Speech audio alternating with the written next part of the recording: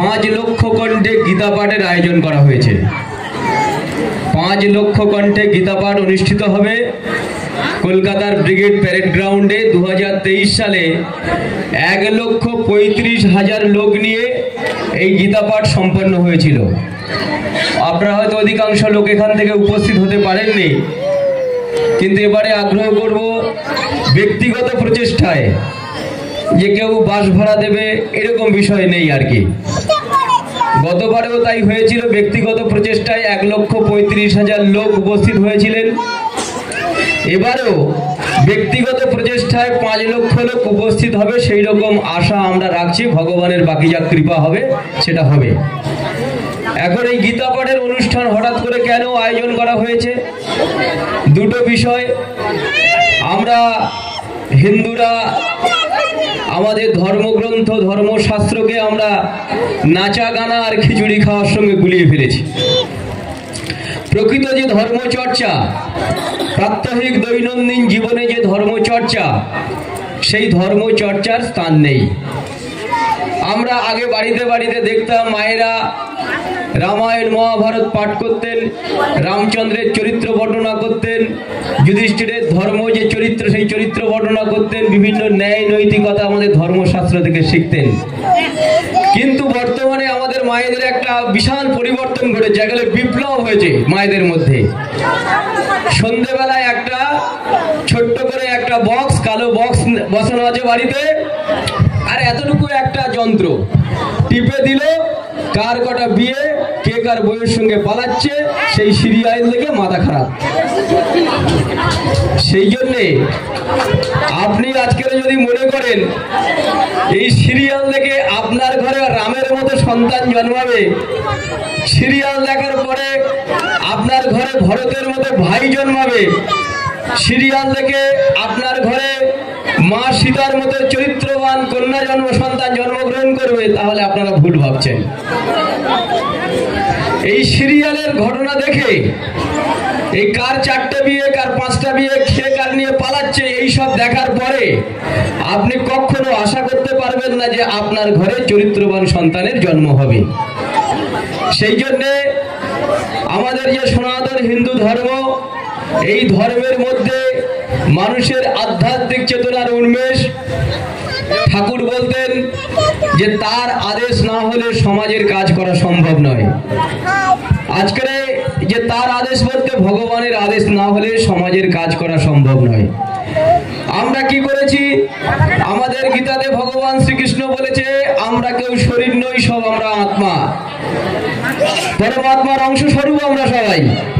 কিন্তু আমাদের সমস্যা হয়েছে, আমরা শরীর ভেবে নিয়ে কে কটা ইট ইনকাম করে ইট নিয়ে আসবে বাড়িতে, কে কটা পাথর বসাবে বাড়িতে, আর কার পকেটে কটা কাগজের টুকরো কটা আর কি নোট আর কি কটা থাকবে, এই নিয়েই আমাদের মারামারি।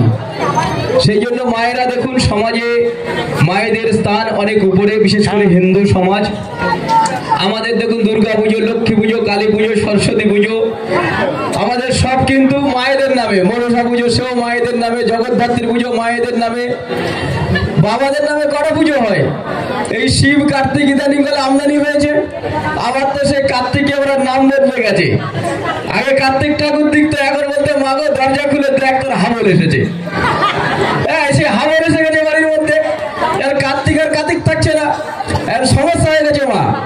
সেই জন্য কি আছে, আমাদের হিন্দু সমাজ মাতৃশক্তিকে সবসময় উপরে স্থান দিয়েছে। আমরা বলেছি শাস্ত্রে, যত্র পর্যন্তে রমন্তে তত্র দেবতা, যেখানে নারীরা পূজিত হন সেখানেই দেবতারা থাকেন। তাহলে আমরা যেখানে দেবতা কোথায় থাকে? যেখানে মায়েরা পূজিত হন। যখন স্বর্গরাজ্যের দেবতারা মাছ ধর খেয়ে 10,000 বছর ধরে পলাতক, তখন মা দুর্গার আবির্ভাব হয়েছিল। সমাজের মধ্যে যে ধর্মের কলুষতা এসছে আজকের, এই দুর্গা পুজো হলেই কি হবে, এখানে হয় সব জায়গায় আমি দেখি, খুব খারাপ লাগে, কষ্টও হয়, কিছু বলার নেই। আমি একা বলতে গেলে মার খাবো মা, ভয় আছে তো, একটু মার খাওয়ার ভয় আছে বলুন। এখন একদিকে মা দুর্গার বিসর্জন হচ্ছে, আর একদিকে মায়েরা মদ খেয়ে, ছেলেরা মায়েরা বাবারা সব মদ খেয়ে দিয়ে দাঁড়াদার নাচানাচি। এটাই হচ্ছে ধর্মের কলুষতা। ভগবান কৃষ্ণ এটাই বলেছে, ধর্মের কলুষতা আগে মারবে, কিন্তু আপনাদের ভগবান নিজেই মারবেন, চিন্তা করতে হবে না যে আপনারা খুব কীর্তন হয়ে গেল, দধি ভণ্ড ভাঙা হয়ে গেল, বাবারা পাড়ার মধ্যে মদের আসন নিয়ে বসে গেছে। কি হয়েছে রে বাবা? খুব আনন্দ হয়েছে, মনে ফুর্তি হয়েছে। ভাই করো, আমি এন্টারটেনমেন্ট করতে বারণ করছি না, ওর বিরুদ্ধেও আমি নই, কিন্তু নিজের ধার্মিক আঙ্গিকে এগুলো বন্ধ করতে হবে। ইদানিং করে গোসবা থেকে প্রচুর খবরাখবর যাচ্ছে, আমাদের ঘরের মেয়েরা বিধর্মীদের ঘরে চলে যাচ্ছে,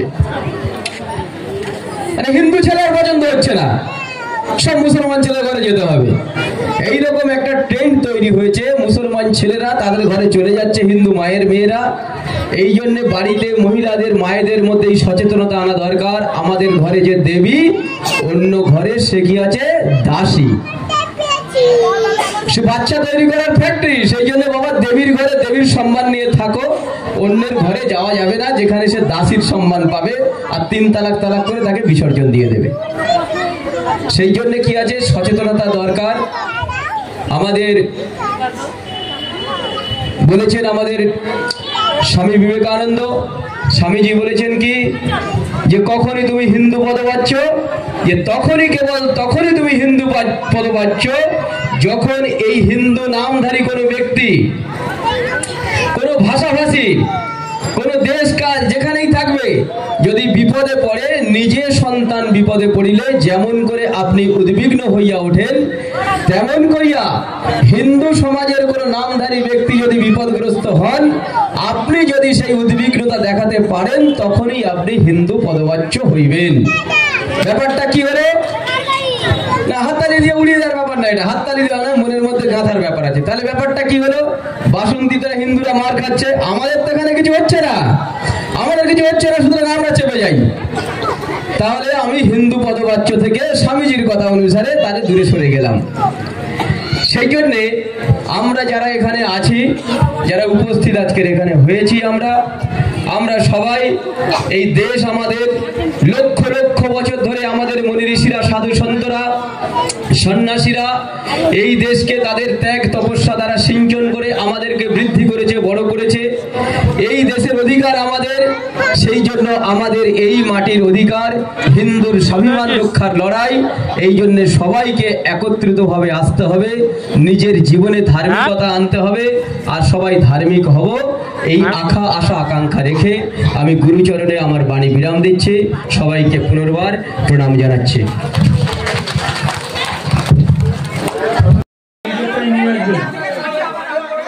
যারা আসেনি তাদেরকে করে দেওয়া হবে এবং কুকুর নিয়ে আসবে, তারপরে দেওয়া হবে। একটা করে দেখুন, নিয়ে যাবেন।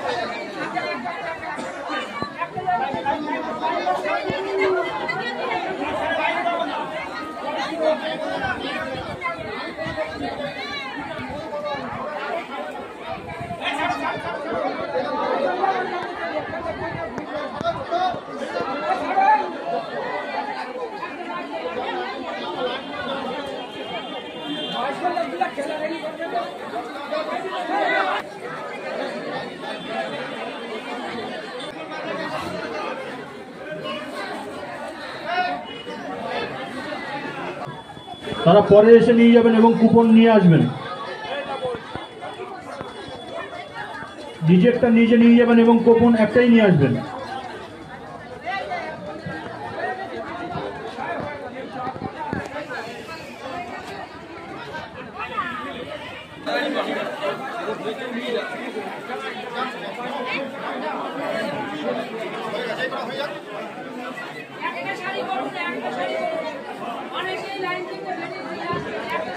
হ্যালো, যে সকল মায়েরা আপনারা মন্দিরে উঠতে পারছেন না, আপনারা লাইন ধরে আসবেন এবং আমাদের এখানে অনেক ছেলেরা আছে, ওনাদের হাতে দিয়ে